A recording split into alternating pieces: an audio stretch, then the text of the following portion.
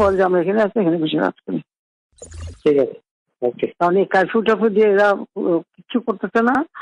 কালকে খালি লম্বা লম্বা কথা বলে গেছে। আমি দেখছি, আমি কিন্তু ঠিক করছিলাম যে আজকে যাবো রাষ্ট্রপতি, কারণ সব লিখে টিখে সব রেডি করছি। এইভাবে মানুষ মায়ের থাকার কোনো মানা হয় না। এমার্জেন্সি দিয়ে লাভ হবে কি? ওই তোমার যেটুকু রোল ওইটুকুই তো, এর বেশি হয় না। ওই জন্য রাষ্ট্রপতির কাছে দিয়ে আসলে তখন রাষ্ট্রপতি তিন বাহিনীর প্রধান যাকে যা যা করে করুক, কারণ এইভাবে আর সম্ভব না। এটা এখন বললো না, বাইরে বললে আবার আরো এরকম ভাবে একটা ঝামেলা পরিবেশিত দেখা যাক।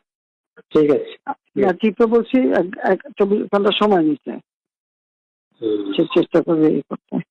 দেখা যাচ্ছে কি করে, যখন সময় নিচ্ছে তো সময় দিতে হয়। বলেছে আমি কিন্তু থাকবো না, সোজা কথা, আমরা অসম্ভব এই দেশে আমরা। ঠিক আছে, এটা আপনি নেতা কর্মীদের কিচ্ছু রাখতেছে না। প্রত্যেক জায়গায় সবার ঘর বাড়ি ছেড়ে যে কি এগুলি জানো ব্যাপারে বাবা, যে নোয়াখালীতে ফোন করছে, কানপটে দিয়ে দিয়ে সব বাড়ি পড়াই দিচ্ছে। আর ডোনাল্ডো আমার সাথে 4টার সময় কথা বলতে চাইনি।